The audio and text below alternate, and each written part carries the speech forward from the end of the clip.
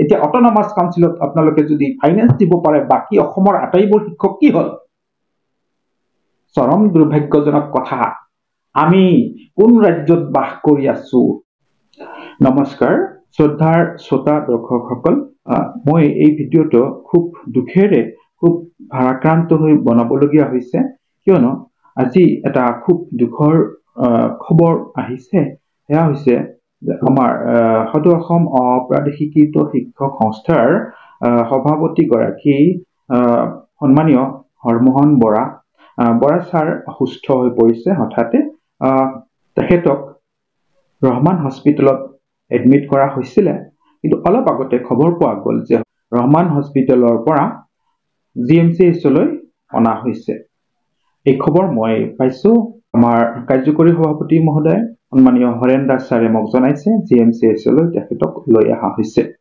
এনেকুৱা এটা বিপদসংকুল অৱস্থাত এটা ক্ৰিটিকেল মোমেন্টত আকৌ ক্ৰিটিকেল এটা পৰিস্থিতি হৈছে যি অনশন কাৰ্য 4 তাৰিখৰ পৰা এতিয়ালৈকে চলি আছে তাৰ মাজতে আমাৰ যিগৰাকী বলিষ্ঠ নেতৃত্ব দিয়া মানুহ এইগৰাকী হৈছে বৰা ছাৰ আৰু এই বৰা ছাৰৰ অসুস্থতাত কিন্তু সংস্থাটোৰ সমূহ সদস্যই দুখ পাইছে বা মৰ্মবেদনা পাই আছো আমি তেখেতৰ আশু আৰোগ্য কামনা কৰিছো আটাইয়ে তেখেতৰ সুস্থতা কামনা কৰিব বুলি আশা ৰাখিছো যিখন গণসমাৱেশৰ কথা কোৱা হৈছিল অহা 22 তাৰিখ ডিসেম্বৰৰ 22 তাৰিখে বিশাল গণসমাৱেশৰ আয়োজন কৰা হৈছে আহ্বান কৰা হৈছে হেয়া কিন্তু হবই 22 তাৰিখে আপোনালোকে সৰ্বাত্মকভাৱে যোগদান কৰি এই গণসমাৱেশৰ কাৰ্যাৱলীক সাফল্যমণ্ডিত কৰিব বুলি সমূহ সদৌ অসম অপ্ৰাদেশিকৃত শিক্ষক শিক্ষয়িত্ৰী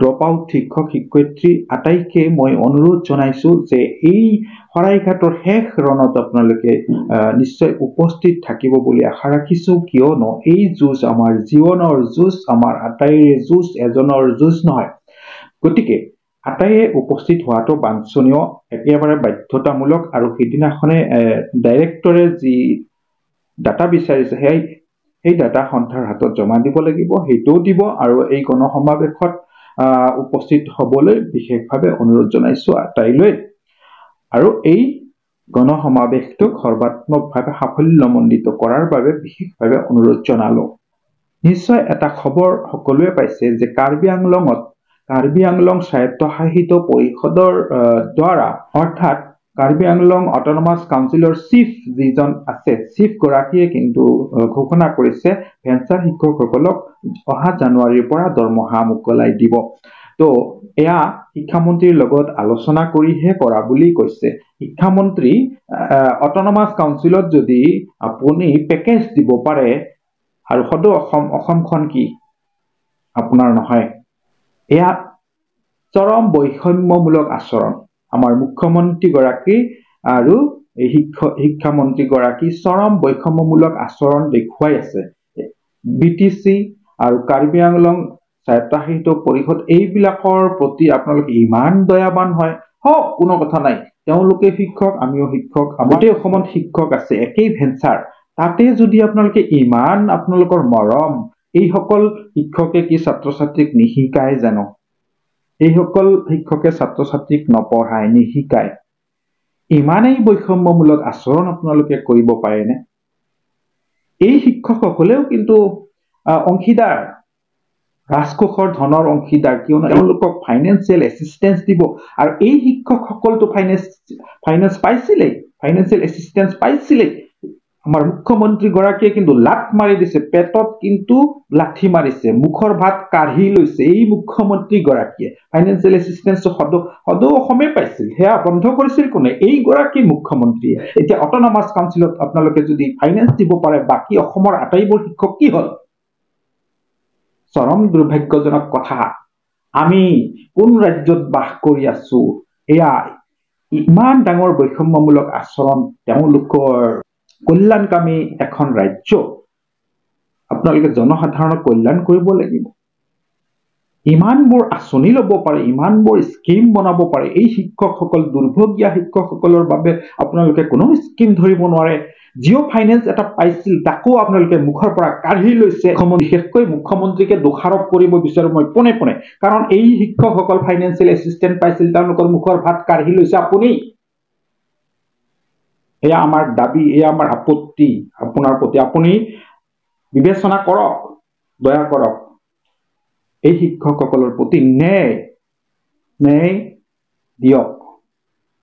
ইমান তললৈ নামিব নালাগে মুখ্যমন্ত্ৰী মহোদয়। ভোটৰ লালসাত, একমাত্ৰ ভোটৰ লালসাত আপোনালোকে বেবেৰি বাং। কি কৰে, কি নকৰে সেইবিলাকতো ৰাইজে চাই আছে, ওপৰৱালাও চাই আছে। আপুনি ইমান কৰ্মদক্ষতা থকা মুখ্যমন্ত্ৰী এজন, আপোনাৰ ৰাজ্যত শিক্ষকসকল অনাহাৰে থাকে। শিক্ষা খণ্ডৰ কি উন্নতি কৰিছে মুখ্যমন্ত্ৰী মহোদয়? অকণমান ন্যায় দিয়ক, এই দুৰ্ভগীয়া শিক্ষকসকলক ন্যায় দিয়ক। অপ্ৰিয় সত্য কথা কিছুমান কলো মহোদয়, শিক্ষামন্ত্ৰী আৰু মুখ্যমন্ত্ৰী মহোদয়, অপ্ৰিয় সত্য কিছুমান কলো, দায় দোষ নধৰিব। এই শিক্ষকসকলৰ প্ৰতি অকণমান সদয় হওক, ন্যায় প্ৰদান কৰক, সকলোৰে প্ৰতি সমান দৃষ্টি ৰাখক, মাহিমাকৰ দৃষ্টিৰে নাচাব মুখ্যমন্ত্ৰী মহোদয়। আৰু একাংশ ধূৰ্ত স্বাৰ্থপৰ শিক্ষকে প্ৰচাৰ কৰি আছে উৰা বাতৰি, সেয়া হৈছে যে অনশন ভংগ হৈছে, হোৱা নাই, মিছা কথা। উৰা বাতৰিত শিক্ষাগুৰুসকল আপোনালোকে এই উৰা বাতৰিত ভুল নাযাব। এতিয়া অনশন চলি আছে, চলি থাকিব। 22 তাৰিখে গণসমাৱেশ হ'ব, তাৰ পিছত সিদ্ধান্ত আপোনালোকেই দিব কি কৰিব লাগে। সদৌ শেষত বৰা ছাৰৰ আশু আৰোগ্য কামনা কৰিছো, অনশনকাৰী সকলো শিক্ষকৰ সুস্থতা কামনা কৰিছো। সন্মানীয় শ্ৰোতা দৰ্শকসকল, আটাইৰে মংগল কামনা কৰি আন এটা ভিডিঅ'ত লগ পোৱাৰ আশাৰে আজিলৈ ইমানতে এই ভিডিঅ'টো সামৰিছো। ধন্যবাদ। জয় আই অসম।